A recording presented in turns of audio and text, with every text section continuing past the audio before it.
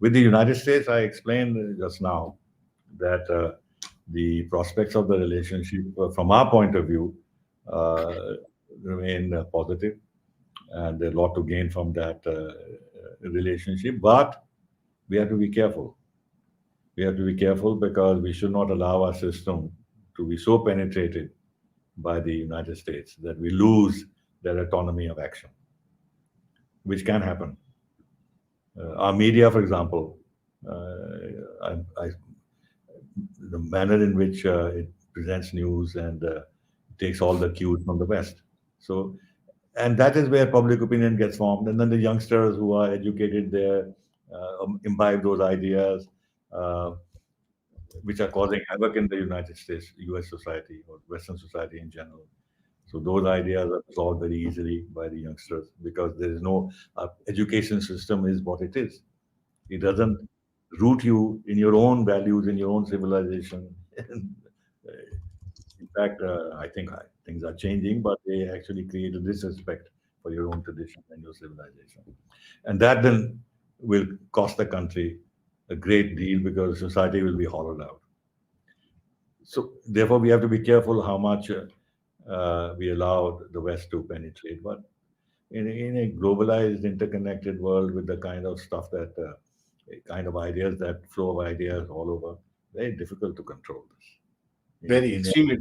Yeah. China can do it because they have the firewall. They don't let Western NGOs in the country. They don't allow access to Western reporting, Western news agencies, nothing.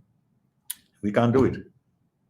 And this is the other side of democracy. So therefore, we have to be a little watchful about this and how to balance this. Open up to America, but not open up to the extent that we lose control over our own affairs. Immigrants in their own countries, which have long-standing, deep-rooted prejudices against India, especially against Hindus. I mean, this business about Hindutva and this and that, this is just a cover of anti-Hinduism, Hmm. frankly.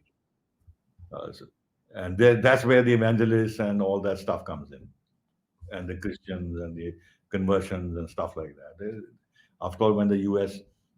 Commission for International Religious Freedom slams us, why do they slam us? Large part because of the fact that we put curbs on their NGOs and foundations Hmm. uh, who've been uh, uh, who've been evangelists in this country, and been involved in conversions. So anyway, this is the long and short of it. As practitioners of politics or diplomacy, with the national interest in view, uh, one has always to take decisions where you maximize your advantages and minimize your disadvantages to the extent that you can. And I think we are on the right path in that sense. That's why, for example, you take the Quad. Why are we then stressing far more the non-security part of Quad? Because this places us in a position where we can be beneficiaries of technology and trade, uh, other things that we need for our future growth, investments, and all. That's why we stress on that, and it also gives us a position in internet on the international landscape, which alone we could not have to True. that to Hmm. that extent. So that is why we are also in the Quad and SCO because it gives us a higher international profile, more bargaining power, uh, which is also a very thoughtful policy on our part.